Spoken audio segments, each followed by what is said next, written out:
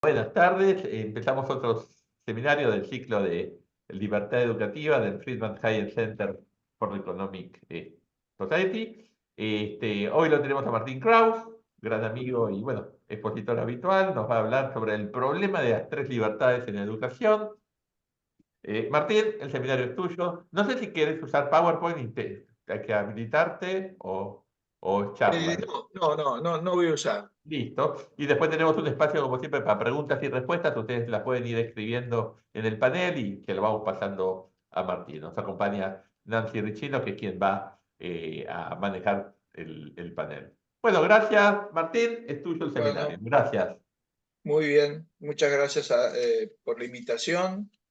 Tal vez lo que vaya a decir no es estrictamente nuevo y original, sino que son algunas ideas que vengo planteando desde hace un tiempo.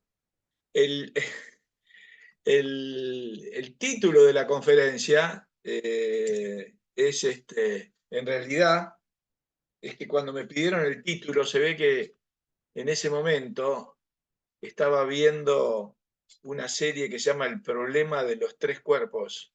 Entonces, por eso le puse El problema de las tres libertades. Para los que no la vieron, y espero que no estar arruinando acá eso, plantea, si bien es de ciencia ficción, digamos, plantea un tema interesante para la discusión. Y esto es que, bueno, le digo, espero no es un spoiler esto, en un planeta lejano, el planeta tiene problemas y corre peligro la vida o el planeta mismo, no me acuerdo. Entonces, esa civilización que vive ahí se va del planeta y se dirige acá, a la Tierra, supuestamente para ocuparla. Pero claro, las distancias son tales en el espacio que van a tardar 400 años en llegar. En fin, hasta ahí como viene la pregunta que hay detrás de esta serie, pero plantea un tema interesante, porque si hay un peligro de ese tipo dentro de 400 años, eh, ¿habría que hacer algo ahora o deberían hacerlo, bueno, generaciones futuras que van a estar más cerca del problema y nosotros ahora tenemos otros problemas, digamos, más importantes en este planeta que de pronto hay que prestarle atención ahora y no de acá? Además, uno podría suponer que de acá a 400 años el avance tecnológico va a ser tal que a lo mejor se pudiera hacer frente a ese problema. En fin, nada que ver con los temas que vamos a hablar hoy acá, pero son esos temas que plantean cuestiones de fondo que son divertidas para discutir. En el ámbito de la economía, esto estaría claramente planteando un elemento central de las decisiones económicas que se refieren a la preferencia temporal.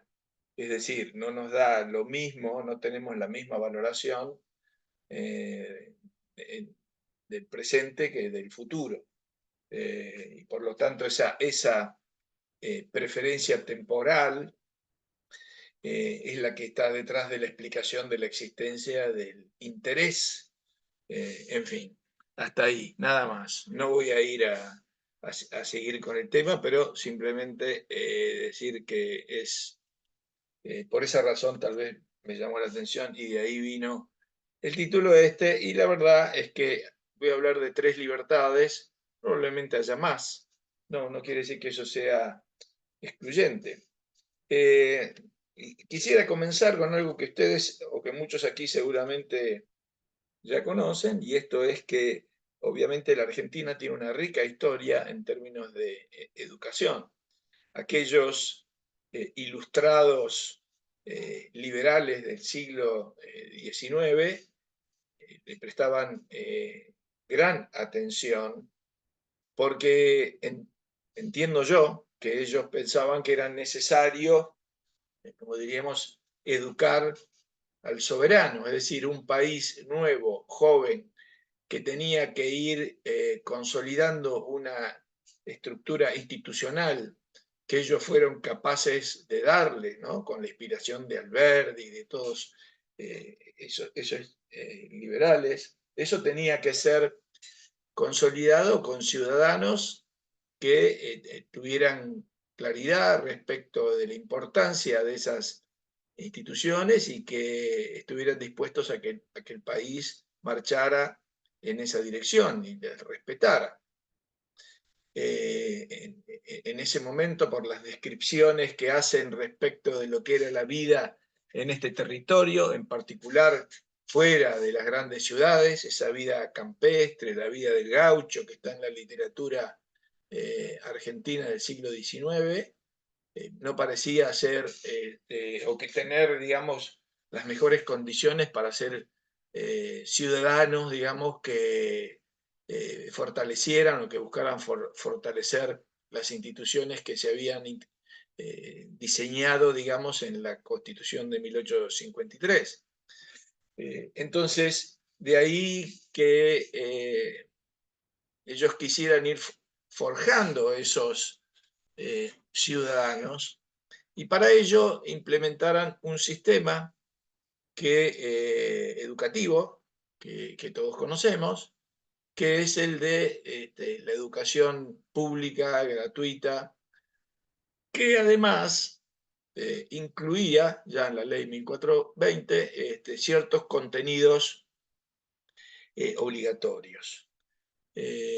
Bueno, todo bien, este sistema de creación de escuelas públicas y de mucho énfasis en la educación, por cierto que tuvo éxito.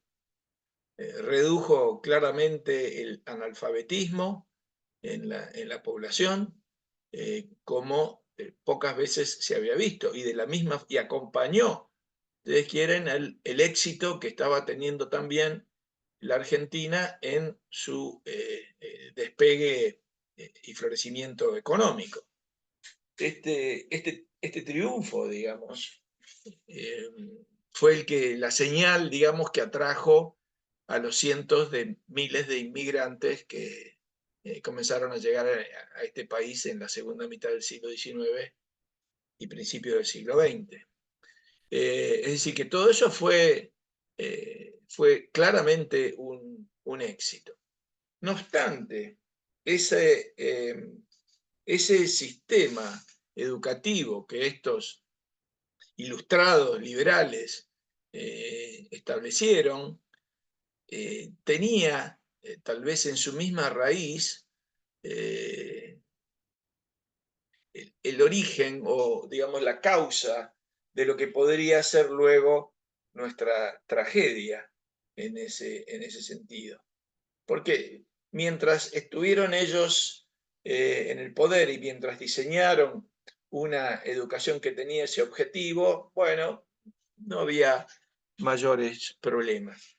Pero esto empezó a cambiar a principios del siglo XX, cuando empezó a primar la preocupación por ese aluvión de inmigrantes. Tengamos en cuenta que a principios del siglo más de casi un tercio de la población de Buenos Aires no hablaba castellano, y surgió o se hizo fuerte entonces aquella motivación de generar una cultura nacional. En particular esto con la tarea de Ramos Mejía en la Comisión de Educación, como bien lo analizó Escudé en ese gran libro sobre el proyecto argentino. Y esa preocupación por generar una cultura nacional y homogeneizar a toda esa cantidad de inmigrantes que llegaban al país, lanzó o llevó a ese sistema educativo por un camino que podríamos decir en cierta forma de contenido autoritario. Es decir, se quería construir una cultura nacional argentina de toda esa mezcla de gente que llegaba al país. Curiosamente, esa cultura argentina se estaba desarrollando precisamente en esos mismos momentos y en forma espontánea, como orden evolutivo, ya que estamos aquí, hayekiano, espontáneo. Por un lado, ya teníamos una fuerte cultura campestre, digamos, de nuevo, toda la literatura del siglo XIX sobre el gaucho, sobre en fin, sobre la vida en las llanuras argentinas era muy rica. Y allí había una cultura, nos guste o no, pero había o les gustara o no, a quienes estaban a cargo en ese momento, pero efectivamente la había. Y además, no solo eso, en los centros urbanos y sobre todo en Buenos Aires también se estaba desarrollando lo que yo creo eran precisamente en ese momento elementos fundamentales de lo que es la cultura nacional. Cuestiones tales como el origen del tango, la pasión por el fútbol, o también la enorme importancia que le damos a la amistad, como bien señala Borges muchas veces. Esos eran elementos que se estaban gestando en ese melting pot, digamos, que ocurría y que se llevaba adelante acá en la Argentina. No obstante lo cual, se quiso desarrollar, digamos, un sistema educativo que forjara una determinada cultura nacional. Y allí, como Escudé bien señala en ese texto, así es que empezamos a ver un sistema con ciertos tintes, llamémosle, no sé, prusianos, digamos, en los cuales muchos seguramente aquí hemos pasado por eso, había que llegar al colegio, formar estrictamente en fila, izar la bandera, cantar Aurora, que entre otras cosas lindísima canción, desfilar en las fechas patrias en las cuales desfilaban los alumnos y desfilaban las Fuerzas Armadas, es decir, un contenido que con ciertos rasgos autoritarios tal vez.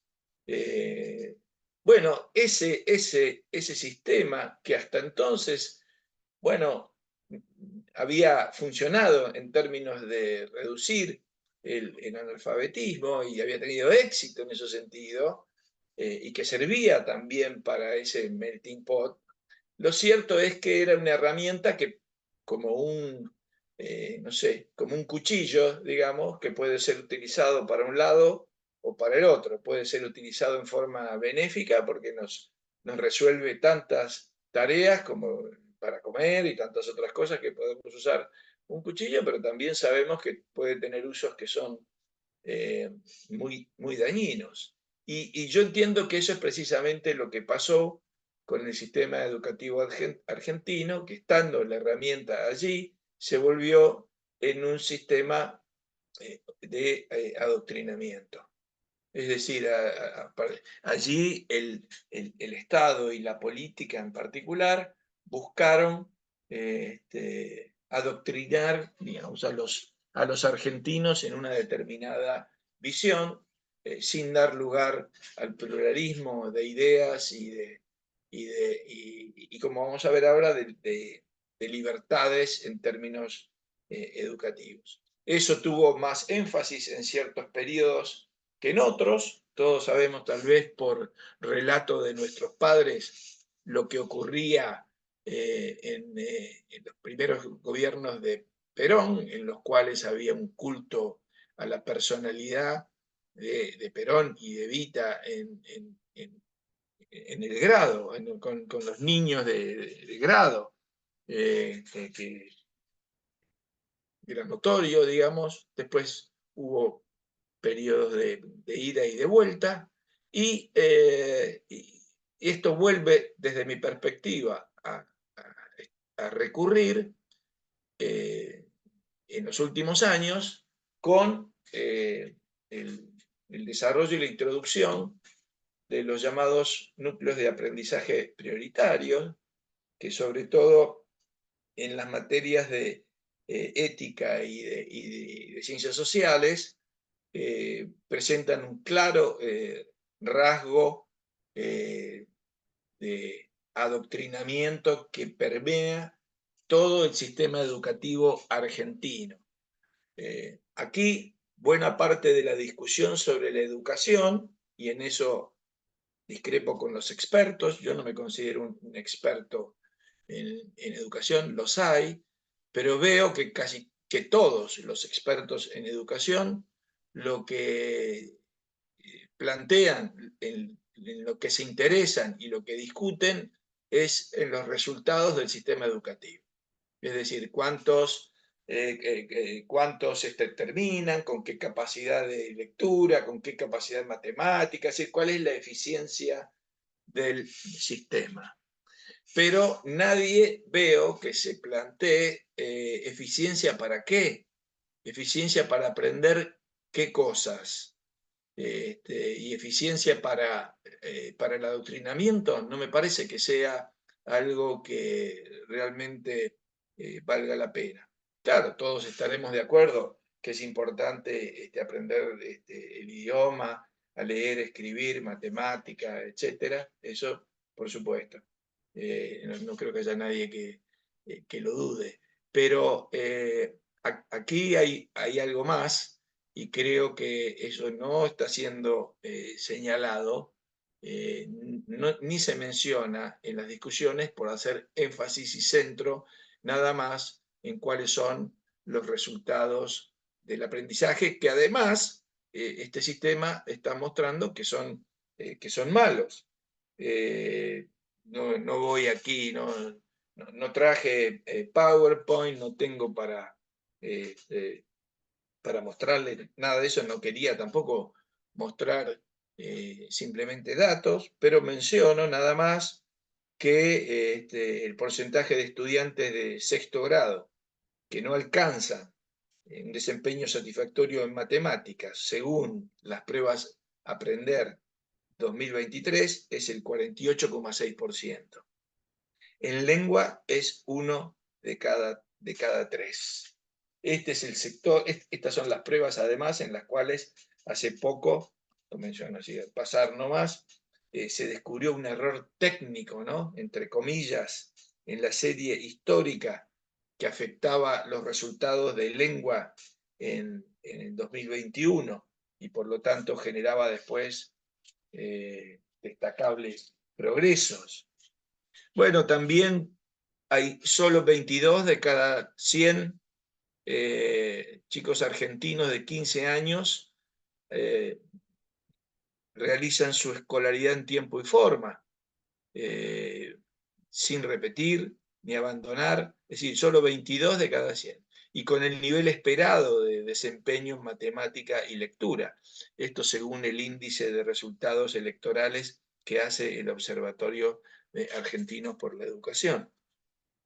Y por último, así para presentar un dato más, hay una encuesta de una ONG que se llama Hacer Educación, de marzo de 2023, en realidad, en la cual el 68% de la población piensa que la educación está peor que hace 30 años y le da una nota promedio de 4,89.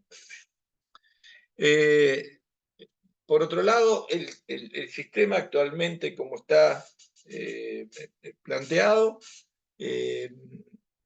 impide, según la ley de educación, la difusión de evaluaciones a nivel de institución educativa, supuestamente con el objetivo de no estigmatizar, contrariamente a lo que ocurre en otros países de América Latina, por ejemplo, México, Colombia, Chile o Brasil, y de esa forma impidiendo que los padres de familia puedan informarse acerca del nivel educativo que alcanza el colegio al que van sus hijos. Solo se publican informaciones a nivel provincial y municipal.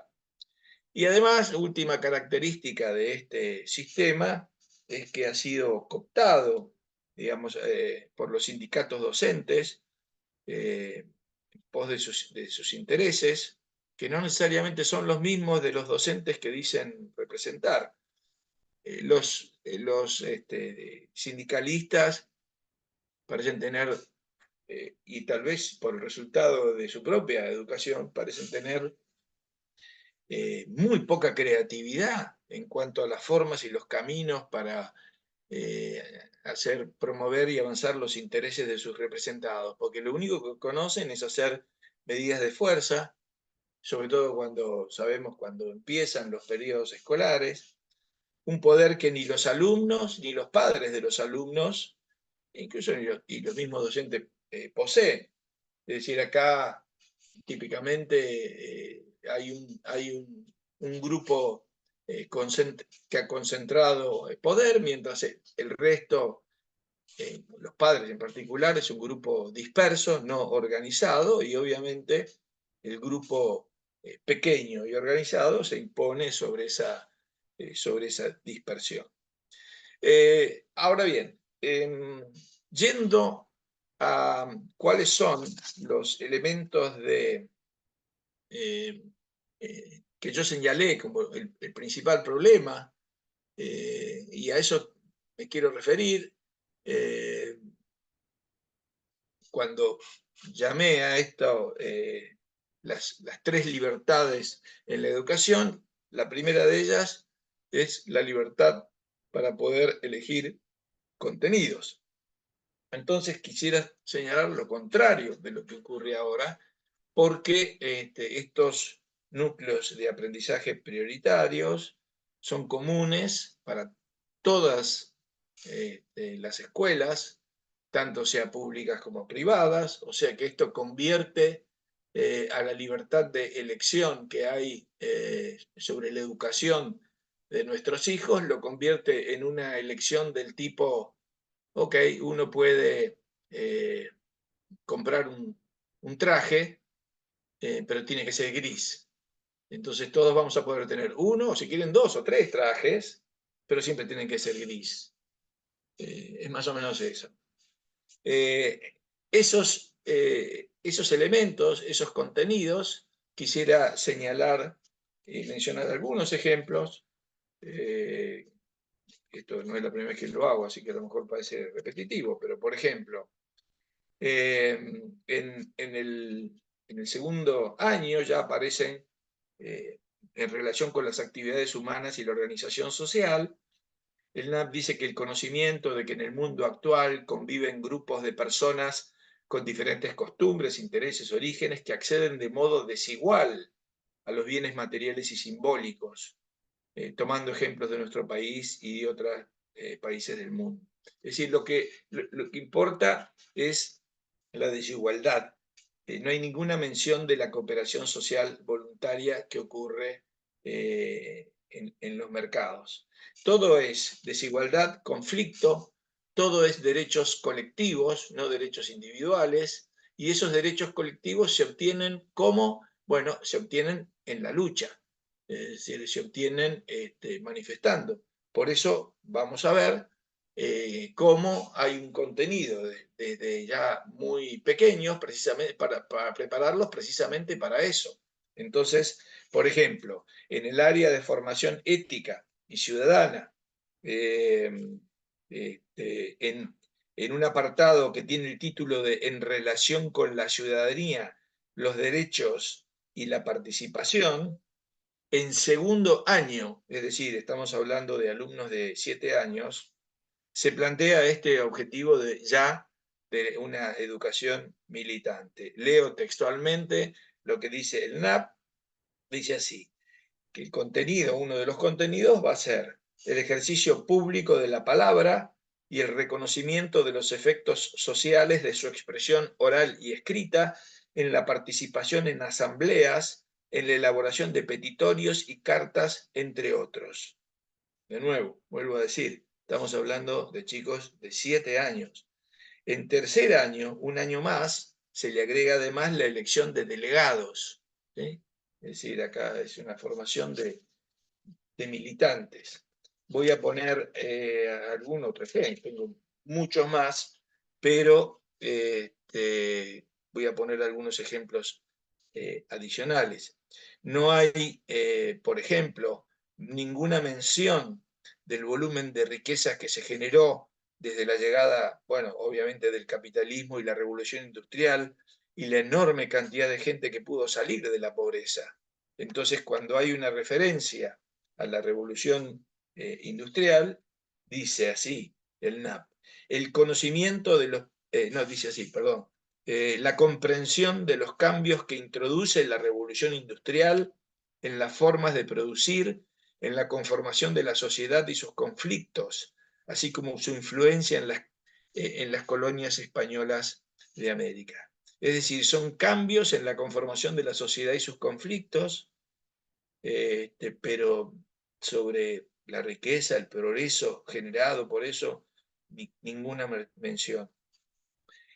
Además, señala el conocimiento de los principales aspectos de las relaciones y prácticas sociales, atendiendo especialmente a las distintas formas de diferenciación, estratificación y desigualdad, ¿no? Es decir, ese es el centro, digamos, de atención de todo este contenido. Más adelante hay un análisis, por ejemplo, de los derechos laborales, en los cuales la palabra flexibilización es presentada como sinónimo de precarización.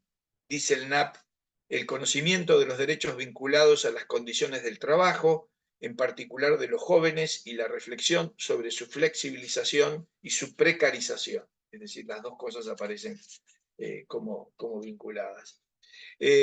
Luego, por supuesto,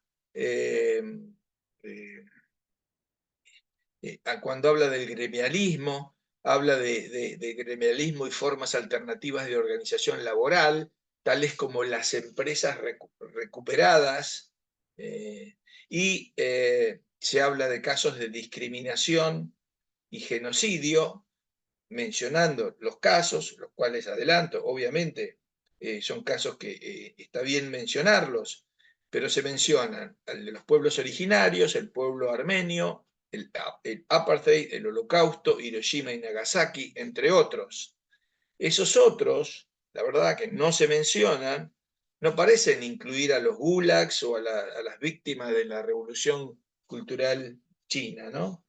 Según lo que se llama el libro negro del comunismo del autor Stefan Courtois, por ejemplo, en Camboya se mataron 2 millones de personas, en China 20 millones, en la Unión Soviética con Mao, China con Mao, en la Unión Soviética con Stalin otros 20 millones de personas, en Holodomor, ese que es en Ucrania fueron 5 millones, en Corea del Norte 2 millones.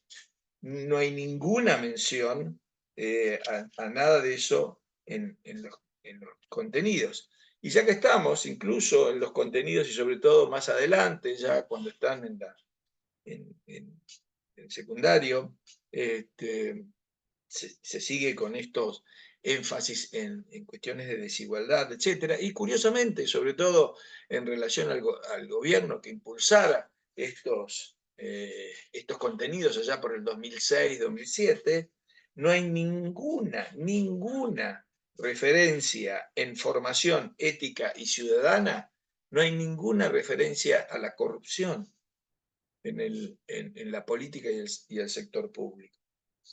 Por otro lado, en historia, ni se menciona el periodo de auge de la Argentina, sino lo que se llama la dominación conservadora. Y dice así, por ejemplo, el análisis de la integración de las economías primario-exportadoras de América Latina en el mercado capitalista internacional entre 1880 y 1930 en relación con la consolidación y crisis de los regímenes político-conservadores oligárquicos, con especial énfasis en la situación de Argentina. Y luego ¿es este el aspecto determinante de la historia de América Latina? Dice, por ejemplo, la comprensión del impacto político, ideológico y cultural de la Revolución Cubana en América Latina y de las políticas de intervención de Estados Unidos en la región en el marco de los procesos de descolonización y de la Guerra Fría. Y por último, para no aburrirlo ya con estas cuestiones, En economía, en la materia de economía, en el secundario, los mercados no existen, sino que lo que existen son las relaciones de poder. Y dice así el NAP: la reflexión crítica acerca de las relaciones económicas internacionales en el marco de las asimetrías de poder entre estados a partir del análisis de los procesos de construcción histórica de los territorios. Es decir, eso es de lo que se trata en economía, son relaciones de poder. Bueno, en fin, esto es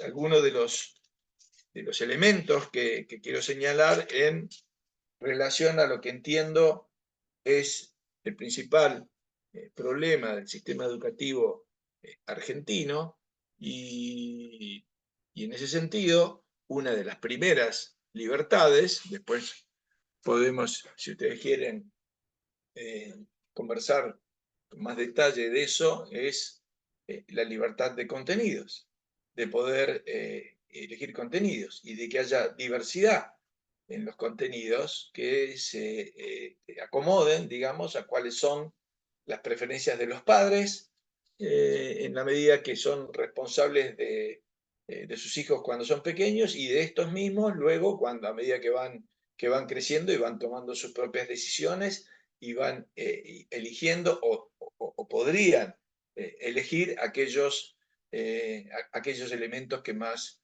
le interesan y más le gustan y más se adaptan a cada una de sus preferencias. O sea que ahí hay una primer libertad que no se está ahora llevando adelante, que es la libertad de poder elegir los contenidos de la educación. La segunda libertad, voy a hablar menos de esta porque no tengo mayores elementos de juicio para presentar acá, simplemente para decir. La segunda tiene que ver con las metodologías. Es decir, hay distintas metodologías. Ustedes saben, en el ámbito pedagógico no hay unanimidad de criterio acerca de cuál debería ser el método de la enseñanza. Además, todos sabemos que hay distintos alumnos, digamos, que no es lo mismo para unos que para otros. Existen además que los Waldorf, que los Montessori, etc. Sabemos que hay diversidad de metodologías, pero de aquí el sistema educativo argentino digamos, plantea una cierta metodología, y toda la discusión en el ámbito pedagógico se refiere a cuál debería ser esa metodología que impone el sistema educativo. En vez de buscar y de permitir la diversidad que en realidad se permite en forma informal, porque acá hay escuelas Montessori o Waldorf o de ese tipo, solo que todos tienen que hacer la vista gorda de que en realidad no están cumpliendo con los requisitos que impone el Ministerio de Educación de la provincia respectiva. Pero lo cierto es que es bastante, entiendo, arrogante pensar que alguien puede tener la respuesta completa, digamos, acerca de cuál debería ser la metodología apropiada para toda la población educativa, en lugar de permitir que se pueda expresar esa diversidad, que al mismo tiempo eso permita testear o verificar cuál funciona mejor o cuál funciona peor, si eso es lo que nos preocupa, o cuál se adapta mejor a ciertas preferencias que puedan tener los padres respecto a la educación de sus hijos. Solamente de esa forma vamos a poder ver cuál funciona mejor, cuál funciona peor, por un lado, como dije, y por otro lado, cuál se adapta mejor a las preferencias que en particular padres o alumnos puedan tener. O sea, esa sería la segunda libertad. Y la tercera libertad sobre la cual voy a hacer referencia es la libertad de elegir proveedor, es decir, de elegir la escuela. Y en este caso acá es donde entra esta, bueno, intensa discusión que se diera aquí. Ahora se habla menos de esto, pero sobre el tema de los vouchers o los vales. Pero que de lo que se trata en última instancia es de esa capacidad para elegir la escuela, tanto sea elegir en todo caso la escuela pública o, en la cual se quiera enviar a los hijos, como elegir entre escuelas públicas y privadas. Ustedes saben que el voucher es un subsidio a la demanda en vez de un subsidio a la oferta. Todo el sistema argentino está organizado en base al subsidio a la oferta, y acá de lo que se plantea o de lo que se trata es de cambiar el sentido, no eliminar, cosa que podemos discutir, por supuesto, no eliminar el subsidio como tal, sino el direccionamiento del subsidio, el cual en vez de ir vía ministerios, direcciones y luego escuelas, fuera a los padres o a los alumnos, y estos entonces puedan elegir dónde llevar esos fondos, y poner así de esa forma en competencia a un sistema que tiene poca competencia, ya que muchos están como, tienen pocas opciones, salvo no sea la escuela pública cercana a su domicilio. Entonces, esta vendría a ser la tercera libertad. Planteo esto nada más para señalar que ya que estamos aquí en ámbitos libertarios, digamos, o liberales, el voucher no es digamos, como dijera, la solución ideal. En definitiva, la solución ideal es una sociedad próspera, en la cual todos tengan la capacidad como para comprar los servicios educativos que quiera y de la forma que quiera en el mercado. Esta es una forma, simplemente uno diría intermedia, de decir, bueno, en tanto y en cuanto eso no ocurre, porque no es una cuestión de que el mercado no pueda proveer educación. No hay acá una falla de mercado, por más que la educación tenga externalidades positivas que todos reconocemos. Bueno, difícil también de señalar si son positivas o negativas, teniendo en cuenta los contenidos de la educación que he mencionado.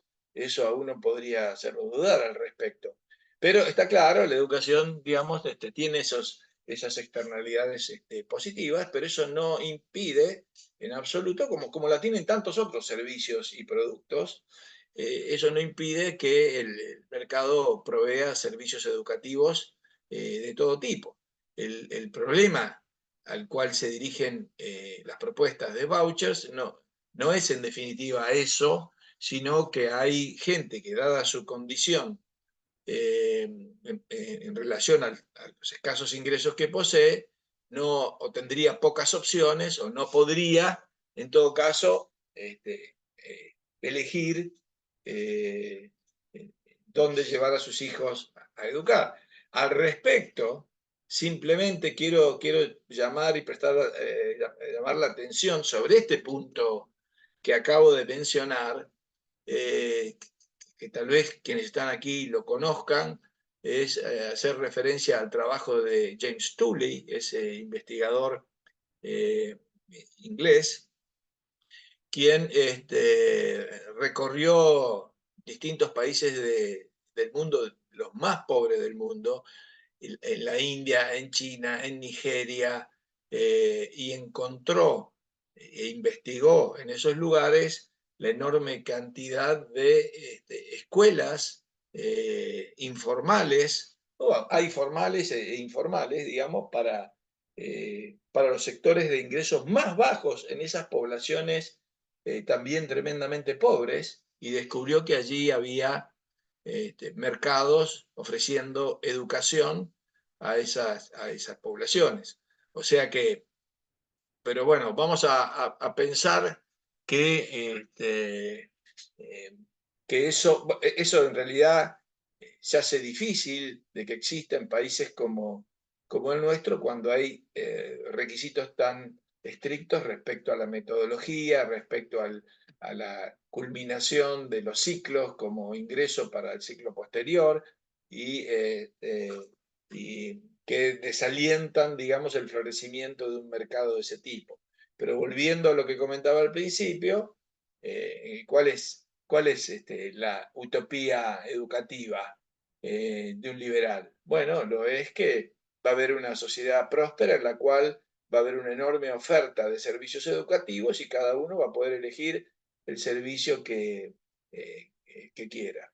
Mientras eso no llegue, digamos, entonces se plantea como alternativa el subsidio a la demanda, que es la propuesta de los vouchers, que habría que tomar también con cierta prudencia también, porque también es cierto, digamos, la crítica que se ha realizado a la idea de estos programas es que, como todo programa público, una vez que haya sido implementado, va a haber una fuerte presión política para que subsista, y no solo subsista, sino que además crezca y aumente el financiamiento de esos programas, con lo cual se podría convertir en una trampa, en el sentido de que se vuelve un programa del cual luego difícil sería de salir hacia ese mundo, digamos, de un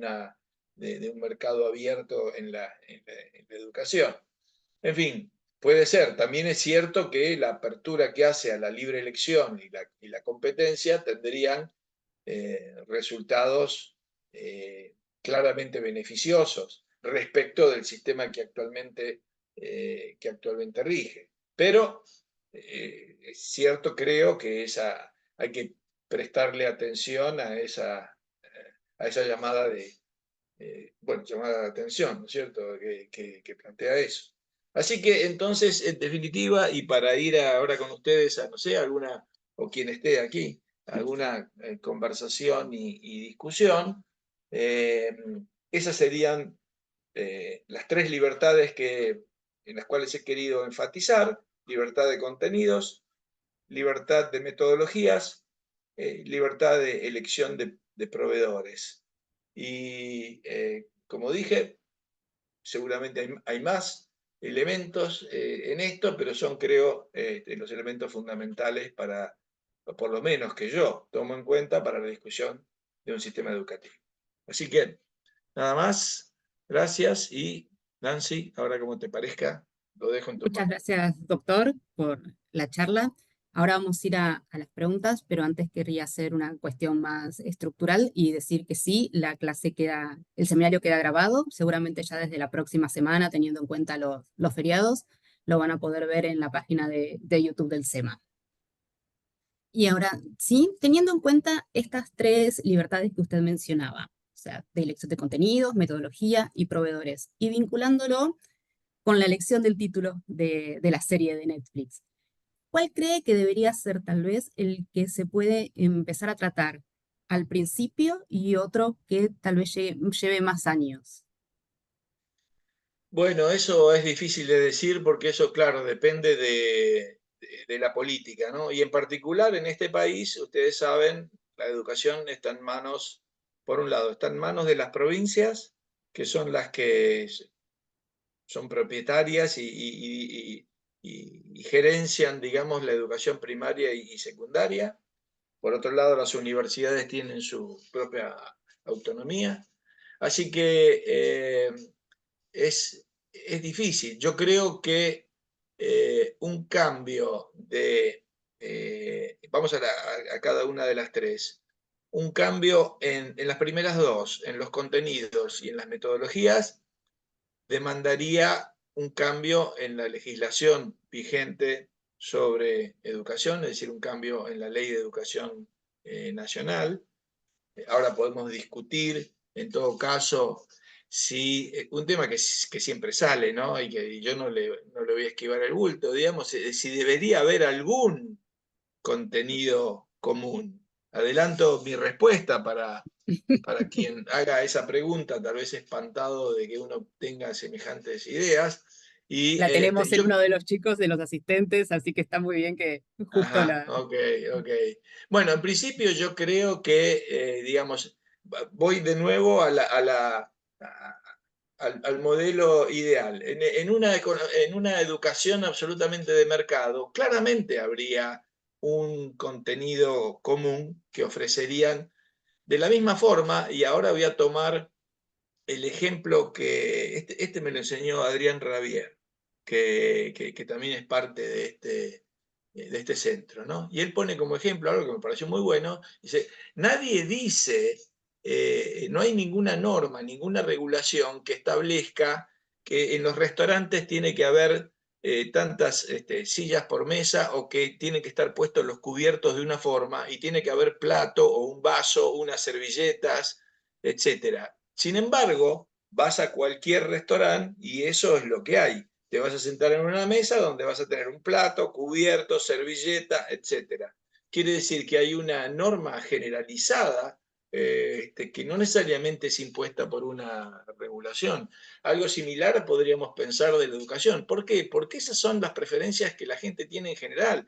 ¿Quién no va a querer que su hijo sepa de lengua, bueno, sepa leer, escribir, sepa matemáticas, etcétera? Entonces, es claro para mí que esos contenidos van a ser parte de ese, llamémoslo así, orden espontáneo o ese mercado educativo que se presenta. Después habrá mucha diversidad en cuanto a cuáles son el resto de los contenidos, en cuanto son las metodologías. Pero yo anticipo que va a haber, que claramente va a haber, que hay como un consenso en la sociedad que se va a reflejar en los contenidos, porque si alguien, no sé, pongámonos, nosotros voy a crear una escuela en la cual voy a enseñar que 2 más 2 es 5. Bueno, ¿quién va a ir a esa escuela? No, nadie. Entonces no creo que eso suceda, creo que va a haber un ordenamiento espontáneo sobre eso. Perfecto. ¿Cómo se puede alcanzar una educación libre en América Latina cuando los estados rara vez tienen un proyecto de país y cada vez que cambian los gobiernos se alterna esta ideología? Sí, claro. Bueno, es que esto hace a una pregunta mayor que es cómo podrían cambiar estos países, no solamente en la educación, sino en todos los demás ámbitos digamos, de la vida social, económica, política, etcétera. Lo cual es un enorme tema. Ese es el tema que empezó a tratar Adam Smith en su libro que se titulaba Una investigación acerca de la causa y el origen de la riqueza de las naciones, y que seguimos discutiendo hoy. Y a mí me parece que en última instancia todo depende de los valores y de las ideas que prevalecen en la sociedad, que van llevando a la sociedad en un rumbo determinado. Mientras eso no ocurra, bueno, entonces tendremos lo que tenemos. Pero supongo que en algún momento eso puede llegar a cambiar y en última instancia es como el reaseguro final, porque si no, la política puede cambiar de un lado para el otro claramente, pero si hay un conjunto de valores que la gente demanda tener, por ejemplo, esa libertad o esas libertades en el ámbito educativo, bueno, entonces uno podrá tal vez confiar de que se avance en ese sentido. De otra forma, sí, lo veo difícil. ¿Qué más? Tenemos una consulta de un exalumno suyo, por ahora no le voy a pasar el nombre por las dudas, Ajá. pero nos comenta, ¿cómo cree que se puede introducir a una sociedad de militantes de la educación pública en reflexiones sobre la posibilidad de destatizar la educación? Bueno, en cierta forma hay mucha frustración respecto del sistema educativo. O sea que ahí no hay que estar como enfatizando demasiado. Todo el mundo sabe que el sistema no está funcionando. Lo que habría que discutir, en todo caso, y que probablemente sea más difícil para discutir, es que mucha de esa gente que cree que el sistema no está funcionando, lo que le gustaría es que funcione. Es decir, no cambiar el sistema. ¿No? Es decir, este sistema no va, vamos a otro en el cual haya libertad de elección y que eso es lo que estuve comentando. Entonces es bastante probable, porque es una tradición también en nuestro caso, de que la gente todavía tenga como ideal el hecho de decir, este sistema debería funcionar y estaría bueno que funcionara y desde mi perspectiva, sin entender que las características del sistema hacen que tenga muy buenas chances de terminar donde terminó. Y que por eso habría que modificarlo. Pero entiendo que esa sería, en todo caso, la discusión que se plantearía sobre qué camino encarar para una reforma. Claro, este sistema educativo del cable se creó como para solucionar un problema de una época. ¿Cree que ese problema modificó o lo que se cambió en sí es la sociedad y por eso ahora hay que actualizar el sistema educativo a algo general? Sí, como dije, creo que era un sistema que quiso, en cierta forma, voy a ponerlo con un comentario eh, por ahí demasiado duro en eso, pero es como que quiso imponer ciertas ideas de república, de orden republicano, también de libertad, pero como moldear a la población en esos valores. Y lo que señalaba al principio es que precisamente esa herramienta para moldear puede moldear para otro lado. Entonces, porque el asunto, el problema está en la intención de moldear, que es lo que entiendo que no debería haber. Entonces, claro, estando el instrumento ahí, ¿cuál es la garantía que tenemos que vengan ahora unos iluminados, Sarmiento, Echeverría, Avellaneda, etcétera, que van a usar ese sistema en una forma tan interesante, recatada, etcétera? No, la verdad que no. Es bastante probable que lo que tengamos es lo que tenemos ahora. Y por eso creo que no basaría mi preferencia en pensar utópicamente que vamos a tener eso, ¿no? Y nos preguntan, para aplicar las tres libertades propuestas, ¿es necesario reformar las leyes de educación o puede ser mediante normas reglamentarias? Bueno, en algunos casos hay que reformarlas, como mencioné, respecto a los contenidos, están en la ley. Respecto de la elección de metodologías, también diría, aunque tal vez ahí hay un poco más de grado de libertad que podrían tener las provincias para permitir metodologías distintas. Y a todo eso no mencioné, incluso para la pregunta anterior, algo que todos saben y todo esto es el impacto que está teniendo y va a tener la tecnología en la educación, ¿no? Y por esa razón, en la medida que no tengamos un sistema abierto y libre para aprovechar todos esos experimentos, bueno, entonces no los vamos a incorporar en la velocidad que todos tal vez quisiéramos incorporarlos, ¿no? Pero en relación a esto, acá me parece que sí se requieren algunos casos, eh, como decía, en el caso de los contenidos se requiere una reforma a la ley nacional. En el caso de las metodologías podría, entiendo, haber algún grado de posibilidad de que sean más abiertos a nivel provincial. Y en el caso de los vouchers es eso tendría que comenzar en alguna provincia, lo cual además serviría también como testigo, digamos, de cómo puede funcionar, y al mismo tiempo como la educación primaria y secundaria está en manos de los gobiernos provinciales, también de pronto podría haber variedad de iniciativas de vouchers y ver cuál funciona mejor. Pero tendría que ser algo que se origine allí, a nivel de los gobiernos provinciales. Sí, algo que se pueda hacer en este tiempo y de manera particular que no tenga que tocar las normas.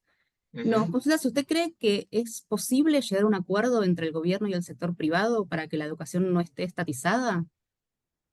Bueno, por supuesto. Digamos, acá hay mucha educación privada que está siempre pidiendo que tenga mayor grado de autonomía y de libertad. Yo creo que en eso no habría problema.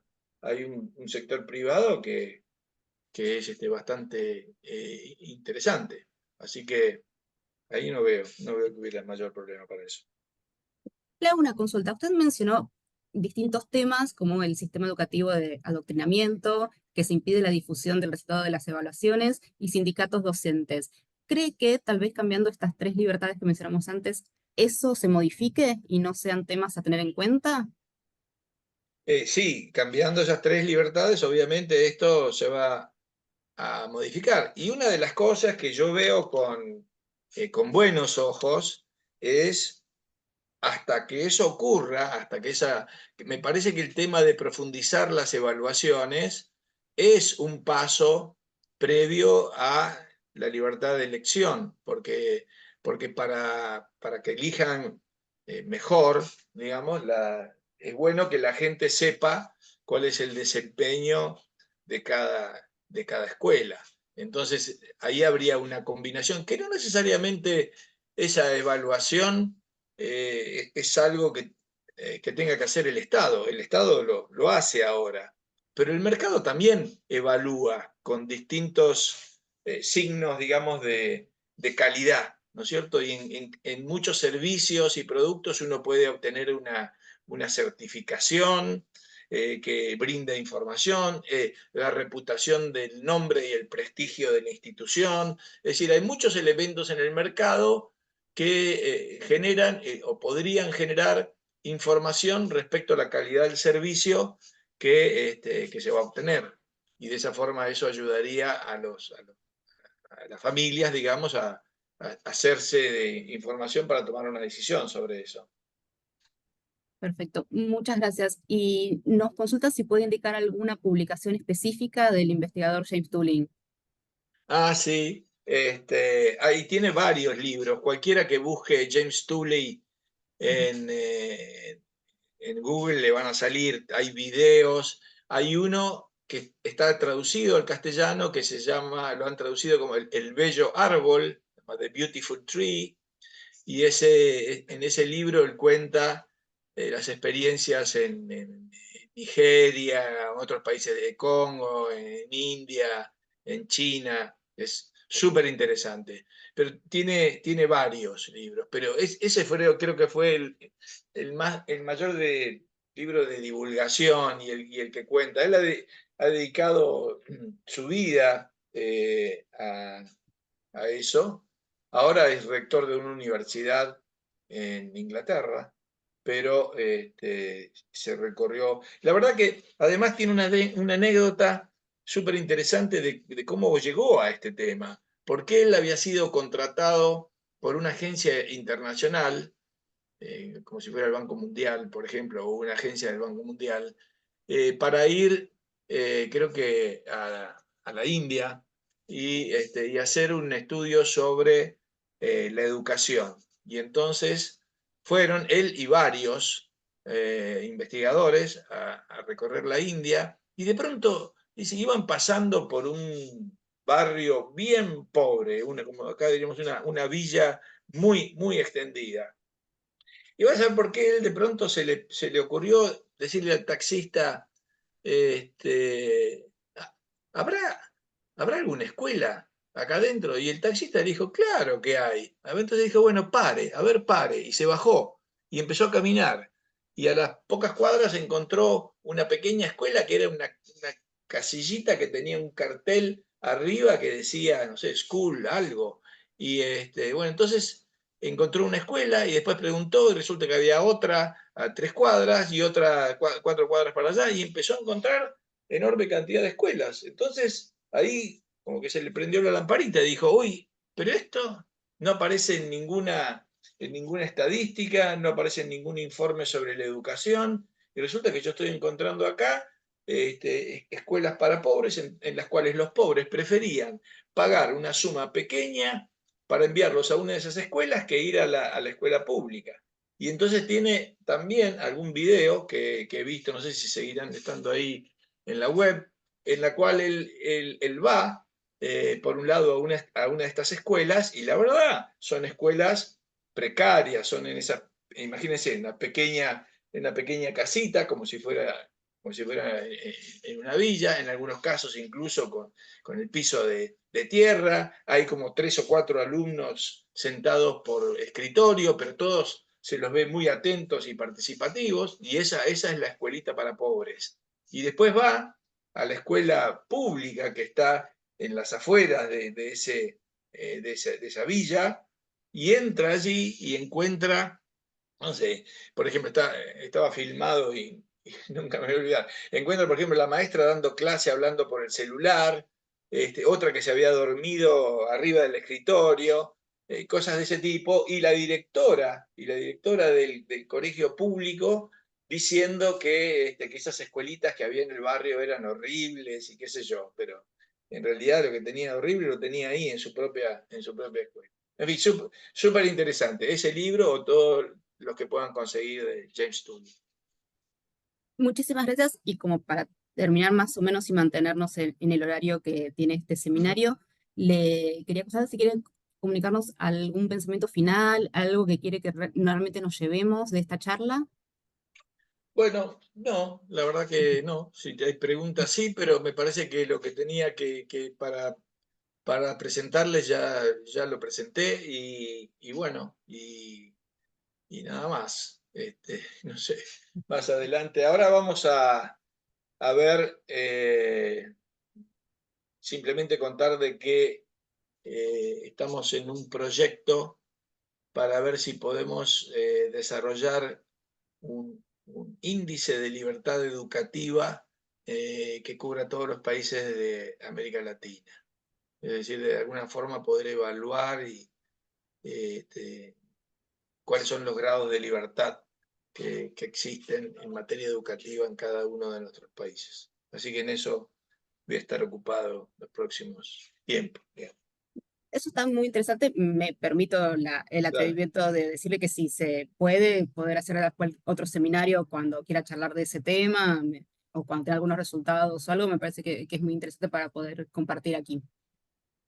Sí, recién empieza, o sea que ahora va a haber todo un proceso de investigación que va a durar como un año y ahí tal vez haya ya bosquejo de lo que sería ese índice, porque hay que ir definiendo qué es lo que uno va a tomar, qué es lo que uno va a medir, ¿no es cierto? Que no es simple, además comparando muchos países distintos, esos números a veces no son comparables entre sí, hay muchas dificultades, vamos a ver si se pueden resolver y tener algún producto de acá a un año más o menos, ¿no? Perfecto. Bueno, muchas gracias, doctor Krause. Ha sido un honor y al resto los Bueno, esperamos en dentro de 15 días que vamos a tener el seminario de educación en la era de la inteligencia artificial, justo también como mencionaba el doctor, que es importante tener el tema de la tecnología y de la inteligencia artificial en cuenta, si no todo va quedando atrás. bien, buenísimo. Ok, Muchas gracias bárbaro, a muchas todos. gracias. Adiós. Hasta luego, adiós, Adiós. adiós.